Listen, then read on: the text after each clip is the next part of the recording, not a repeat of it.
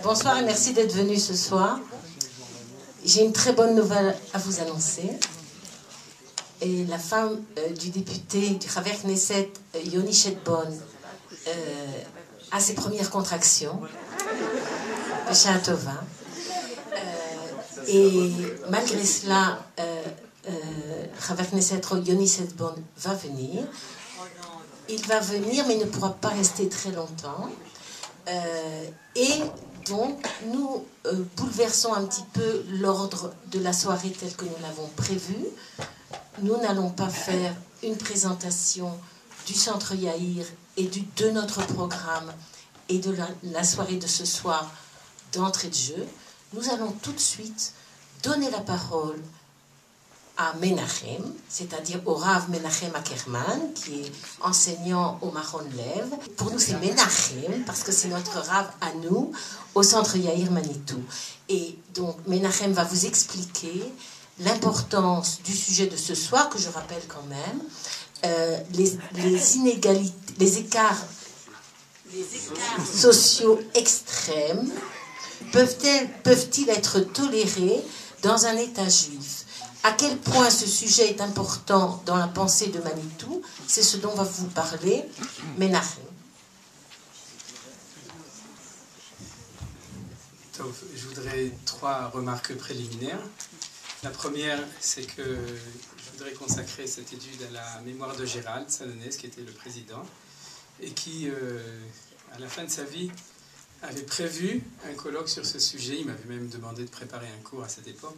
Donc je pense que c'est une manière de boucler une certaine boucle, et par la même occasion, refouache les mains aussi à sa femme. La deuxième chose, c'est un grand écharcoir à toute l'équipe du Merkaz Yaïr, qui travaille dur depuis plusieurs mois, la nouvelle équipe, pour monter cet événement ainsi que d'autres.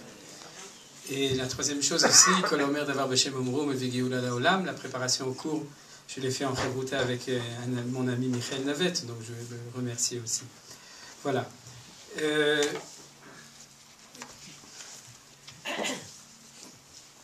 Comme l'a écrit le Rav Kook, l'essentiel, on peut dire l'essentiel du retour en Israël, de la renaissance sur notre terre, c'est le fait que nous redevenons une nation. Et redevenir une nation, c'est restaurer un ordre de justice, comme il est marqué dans le Passouk, Tzion b'mishpat tipade v'shaveh b'tzdaka, et je l'expliquerai à la fin, c'est Sion sera libéré par la justice, v'shaveh, et ceux qui reviennent, b'tzdaka, par la tzedaka. Je voudrais donc faire dans les quelques minutes que nous avons une petite étude, un limoud, une petite étude, et le commencer par une question sur la Parshat Mishpatim, la Parsha que nous avons lue il y a 3 semaines, cette Parsha qui suit l'événement du Sinaï, commence par la mitzvah de Eved Ivri, alors qu'on aurait pu s'attendre à ce qu'elle ouvre par la série de mitzvot essentielles qui se trouve vraiment là-bas, à partir du 12e verset, c'est-à-dire à partir du meurtre, Makei Ishvamet Mot Yumat, et après on a en descendance toutes les mitzvot de Mishpat, c'est-à-dire de justice, du plus grave au moins grave, de manière très claire. Or, dans les 11 premiers versets de la Parshat Mishpatim, nous trouvons les 2 commandements du Eved Ivri, de ce qu'on appelle l'esclave hébreu, et de l'autre côté, la Hama Ivriya, ce qu'on pourrait traduire aussi de nouveau par l'esclave, la femme, esclave hébreu aussi. Pourquoi? Donc c'est la question que nous allons étudier et élucider maintenant. Pourquoi est-ce que le Mishpat, la justice hébraïque qui sort du Sinaï, commence par cet enseignement-là? Alors je voudrais prendre un texte, vous citer un texte de Manitou, qui se trouve dans la parole et l'écrit, premier tome, page 221 pour ceux qui veulent regarder. Et dans ce texte de Manitou, c'est la fin d'un texte où il analyse les relations humaines dans un ordre social, économique et politique, dans le sens où, au niveau des nations, c'est une relation politique, au niveau des individus, c'est une relation, on pourrait dire, économique, dans laquelle il y a naturellement une relation de maître à esclave, c'est-à-dire une relation de dépendance entre celui qui a les moyens, qui dirige, et celui qui est employé par lui, on pourrait dire. Maintenant, dans l'histoire passée et l'histoire peut-être présente, on appelle ça une relation de maître à esclave. Aujourd'hui, dans le monde moderne, on peut appeler ça le chef d'entreprise et l'employé quand on parle des relations des individus. Je ne parle pas des relations des nations, mais les relations des individus. Mais on a malgré tout une certaine ressemblance. Or, Manitou, dans son analyse, a dit que dans cette donnée, on pourrait dire naturelle des choses, qu'il y a une relation de dépendance, il y a 4 formules possibles. La première formule, c'est celle des civilisations totalitaires, qui dit, celui qui est donc le fort dit, je serai le maître, et tu seras l'esclave. Donc c'est moi qui dirige puisque j'ai les pouvoirs. Le deuxième, c'est l'analyse chrétienne, en tout cas théoriquement, je reprends plus ou moins les mots de Manitou, c'est-à-dire théoriquement dans la mesure où ils l'ont affirmé comme idéologie, mais ils ne l'ont jamais appliqué en tant que système d'une société, c'est « je serai l'esclave et tu seras le maître ». Puisqu'il y a faute au fait d'être le maître et de mettre l'autre en situation d'esclavage ou d'infériorité ou d'inféodalisation. Donc, je renonce à ça en étant moi l'esclave pour que tu puisses être le maître. Ça, c'est la deuxième option, qui est une option qui n'a jamais été réalisée de manière véritablement historique. La troisième option, selon cette analyse de Manitou, c'est l'option de l'extrême-orient. Celle qui dit que puisqu'il n'y a pas de possibilité véritablement d'empêcher cette situation avec la difficulté ou la faute qu'il y a dans cette situation de relation de maître à esclave, nous serons tous les deux des esclaves. C'est-à-dire, nous, ici on traduisait ça d'une autre manière, c'est une relation entre sujet et objet, c'est-à-dire, toi, esclave, donc tu deviens mon objet et moi je suis le sujet, donc transformons-nous tous les deux en objets et arrêtons le mouvement de l'histoire. C'est l'option de l'Extrême-Orient. Cette option, de nouveau, ce n'est pas la nôtre. Et en dernier point, l'option que Manitou propose comme option de la Torah, qui est, cette quatrième solution, c'est que les deux seront des sujets. Alors je l'explique un tout petit peu plus.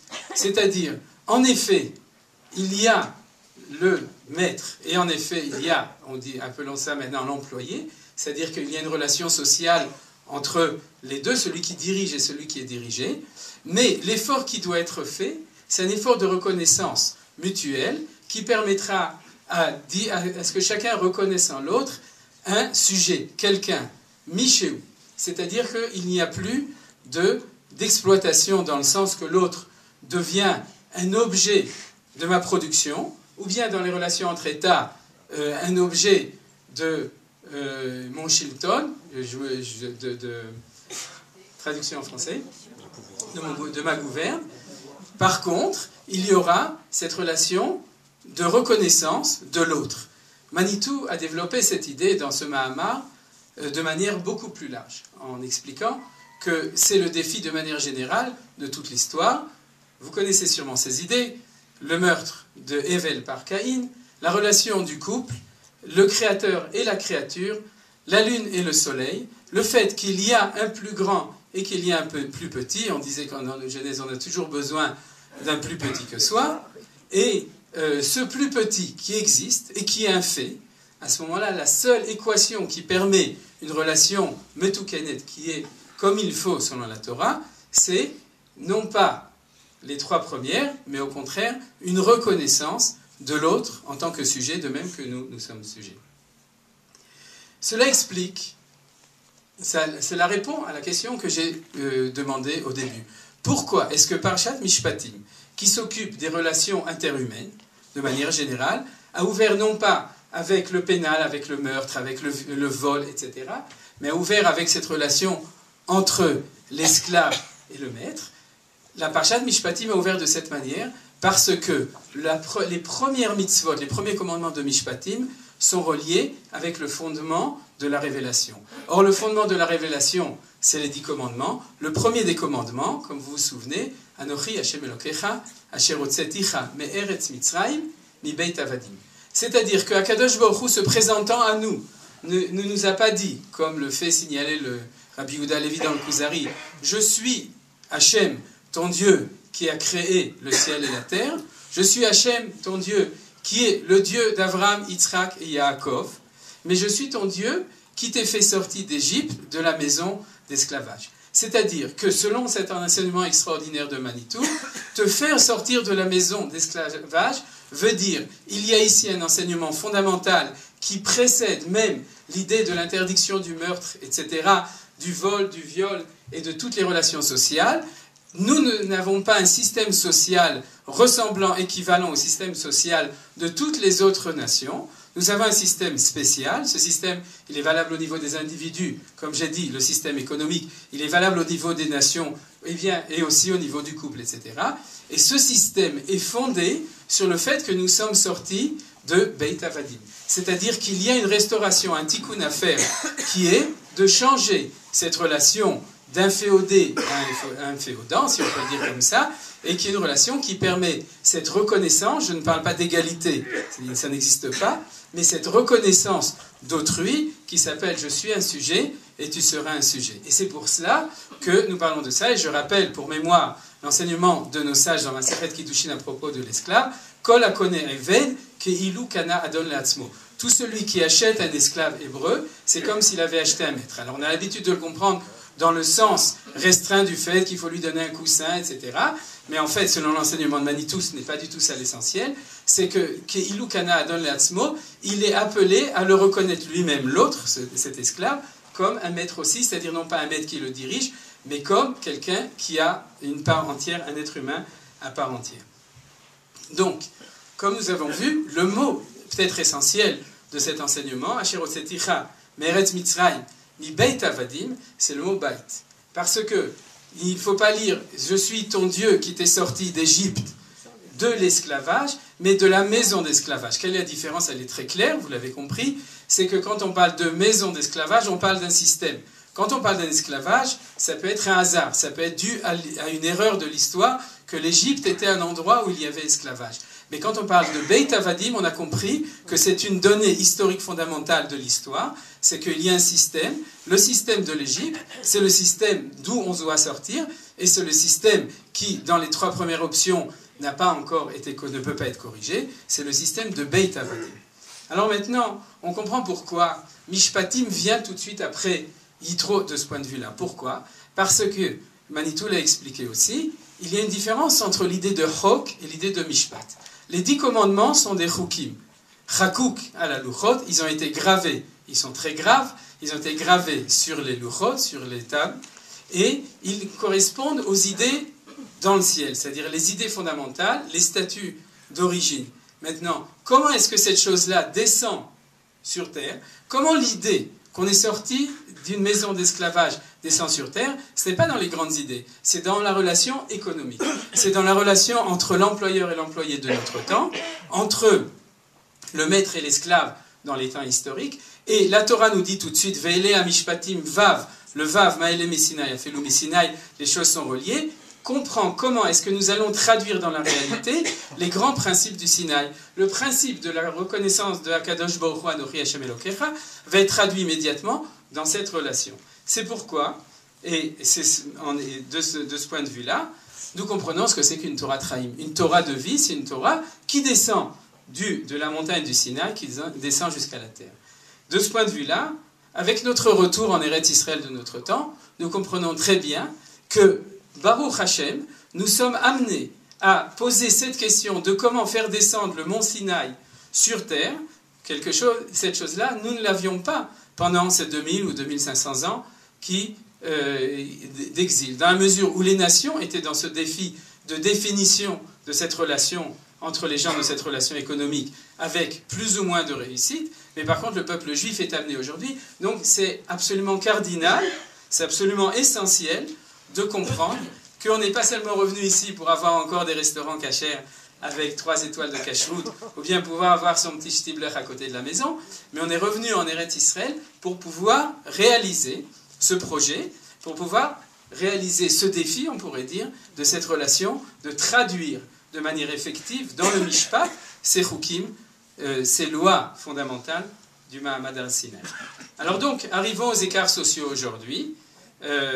Ces écarts, si on analyse les choses, ils semblent relever du premier modèle. C'est-à-dire, et je suis sûr que nous entendrons de mon ami Yitzhak des remarques essentielles dessus, c'est-à-dire qu'apparemment, cet écart tellement important aujourd'hui, comme il semble, entre les classes sociales dirigeantes et les classes économiquement parlant dirigeantes et les classes sociales, on pourrait dire laborieuses, elle a l'air de relever du premier modèle. C'est-à-dire, si je suis le maître, je ne veux pas dire tu seras l'esclave, bien entendu, Baruch Hashem, la situation est meilleure, est bien meilleure, mais malgré tout, tu seras peut-être exploité par moi. C'est-à-dire, elle relève du premier modèle que j'avais présenté tout à l'heure. Manitou a fait une remarque supplémentaire, de dire que, de manière générale, la civilisation occidentale, en tant que caractère de nature, a tendance à tomber dans cette relation de maître à esclave, c'est-à-dire de dépendance, parce que dans son identité d'Ésaü, non pas dans son idéologie chrétienne, qui peut devenir une idéologie humaniste post-chrétienne, c'est-à-dire laïcisante, mais dans sa nature profonde, le Rav Kook a fait les mêmes analyses, dans sa nature profonde, c'est la nature d'Esav, d'Ésaü, et cette nature-là, c'est une nature qui est basée sur le pasuk, Al-Charbechatichie, tu vivras sur ton glaive, traduction des commentateurs qui approfondissent les choses, rapport de force. C'est-à-dire, ce serait, on pourrait dire, une espèce de darwinisme économique, c'est-à-dire la loi du plus fort est celui qui est la meilleure. Manitou rajoute d'ailleurs, de manière intéressante, dans ce même Mahama, dans ce même article qu'il a écrit, qu'il n'y a pas de différence fondamentale, de ce point de vue-là, entre communisme et capitalisme. Parce que le communisme, c'est seulement de dire « je suis l'esclave » pour qu'en fin de compte, ce soit moi qui sera le maître. Et l'histoire du communisme, dans ces 70 ans, nous a prouvé que c'était en effet fondamentalement cette idéologie, c'est-à-dire que c'était blanc bonnet et bonnet blanc, ou rouge bonnet et blanc bonnet, c'est-à-dire que communisme ou capitalisme sont toujours des produits d'une conception de Esav. Il est vrai que dans l'idéologie fondamentale aujourd'hui de la microéconomie, de ce que j'ai pu lire en tout cas, elle est quand même basée au niveau de l'analyse des choses, que celui qui a les moyens va essayer de recevoir un maximum, et c'est comme ça que les choses s'organisent. C'est-à-dire que ça c'est la micro, d'accord. Le micro, la micro, on a tout ensemble. D'accord. Donc si on est comme ça, nous pouvons poser le problème de manière réelle et demander en effet, premièrement, est-ce que cet écart énorme qui semble être en Israël et aussi dans les autres pays occidentaux, cette espèce de crise du Mahamad à Benaïm, de la classe moyenne, qui est en train apparemment de disparaître, est-ce que c'est la crise du capitalisme ou du système économique libéral actuel et qui nous amène à penser que de même le communisme est tombé, de même que le capitalisme qui marche est en train de tomber et qu'on va arriver à quelque chose d'autre? Est-ce que c'est le signe d'un échec? Deuxièmement, ce qui m'intéresse plus, c'est est-ce qu'on a une solution à proposer selon la Torah? C'est-à-dire que, mais je ne parle pas d'une solution idéale à terme que nous connaissons, que la Torah a donnée, que j'appellerais la période de Mashiach ben David. C'est-à-dire qu'une solution idéale à terme, on peut la donner, Be'ezrat Hashem, elle est reliée avec la Shemitah, le Yovel, on en parlera l'année prochaine, dans le cycle de l'année prochaine, mais je voudrais parler de quelque chose qui colle à une réalité. On est ici aujourd'hui, appelons ça le temps de Mashiach ben Yosef, d'accord? Et on est dans un temps où la réalité, elle est telle qu'elle est, on ne peut absolument pas la changer et instaurer aujourd'hui un système de Torah, et si on pouvait, Bezrat Hashem, on le fera, mais entre-temps, qu'est-ce qu'on peut faire? Quel message pouvons-nous amener dans ce temps ici, au niveau de la Torah? Et troisième question que je voudrais analyser, c'est qui est-ce qui doit œuvrer dans ce sens? Est-ce que c'est l'État? C'est-à-dire qu'on devra demander à Yoni Shidbon de tout nous changer, puisqu'il est responsable de ça, après que sa femme ait accouché, ou bien est-ce que c'est le rôle des individus? Alors je voudrais amener un deuxième enseignement après cet enseignement de Manitou, c'est l'enseignement de la Gemara dans Maseret Brachot, d'Aflamet Dalet Amud Bet, qui dit cet enseignement, Amar Shmuel, donc c'est un enseignement de Shmuel, En ben olam hazelimot hamashiach et la sheibud malchuyot milvad. Sachez que entre les temps messianiques et le temps du monde présent, c'est-à-dire le monde pré-messianique, il n'y a qu'une seule différence, c'est le sheibud malchuyot, le fait que nous ne sommes plus assujettis aux nations. Et Shmuel amène un drôle de pasouk. Il amène ce pasouk chez Neymar, qui lo yahdal evion mikerev haaretz, parce qu'il y aura toujours des pauvres dans le pays. C'est-à-dire que vous voyez ici une remarque intéressante. Il parle des temps messianiques comme le fait que c'est la fin de la période exilique où on est dirigé par les nations. Et en fin de compte, il n'amène pas du tout un pasouk messianique, il amène un pasouk économique qui dit qu'il y aura toujours des pauvres dans le monde. Le Gaon de Vilna nous explique que l'enseignement de Shmuel est lié avec la période de Mashiach ben Yosef. C'est pour ça que, de manière volontaire, j'ai parlé de Mashiach ben Yosef, Mashiach ben David, et c'est le temps dans lequel nous vivons, c'est-à-dire dans le temps, un temps messianique où les choses marchent de manière naturelle. Et c'est pour cela que disait Shmuel, quand les choses vont de manière naturelle, il y a un écart entre les riches et entre les pauvres, et on parlera surtout de Shibud Malchuyot comme signe de fin des temps. L'idée de Shibud Malchuyot, la fin de l'assujettissement aux nations, cette idée-là, je voudrais l'élargir telle que je l'ai entendue ou lu, étudiée du Rav Kook et aussi de Manitou. Il faut savoir que quand on parle de Shibud Malchuyot, on ne parle pas seulement du fait que Israël sort de l'esclavage, on parle du fait qu'il y a une chute globale de tous les empires. C'est pour ça que toutes les Malchuyot de l'histoire ont fini par se casser la figure, à partir de la Russie, de l'Éthiopie, de l'Angleterre, etc. Nous savons qu'il n'y a plus ces grands empires, ça c'est le premier point, mais de plus, il y a une idée beaucoup plus large et beaucoup plus globale que je voudrais parler ici, c'est que, en fin de compte, on est dans un temps où, parce que c'est le temps messianique, l'idée de liberté et l'idée de non-assujettissement, autant au niveau des sociétés qu'au niveau des individus, est l'idée fondamentale. C'est-à-dire que si on voulait réfléchir à une proposition pour changer le système, en annihilant ou en annulant ces idées de démocratie ou de liberté de l'individu, on est dans l'erreur. Parce que, comme on peut l'enseigner du Rav Kook, et je voudrais vous citer aussi un enseignement un petit peu au niveau de la Kabbalah, c'est-à-dire que les temps messianiques sont des temps où la vertu qui apparaît plus, c'est la vertu de Chesed, par rapport à Gvura ou Din. Et la vertu de Chesed est définie comme celle qui a une itpashtut belikvul, c'est-à-dire une expansion sans limite, illimitée. C'est-à-dire que les idées de limitation ne sont pas acceptées. Et c'est pourquoi le monde entier, puisque c'est la fin du temps de Shibud Malchuyot, c'est la fin du temps on pourrait dire, des empires, la situation ne va pas de mal en pire, mais elle va au contraire de mieux en mieux, parce que on passe à un temps où il y a cette vertu, cette volonté, de manière totale, globale dans le monde, de dire liot am chofshi, c'est-à-dire d'être am chofshi bertzenu, d'être libre, liberté, je ne parle pas d'égalité, mais de liberté, d'autodétermination au niveau des nations, au niveau des individus.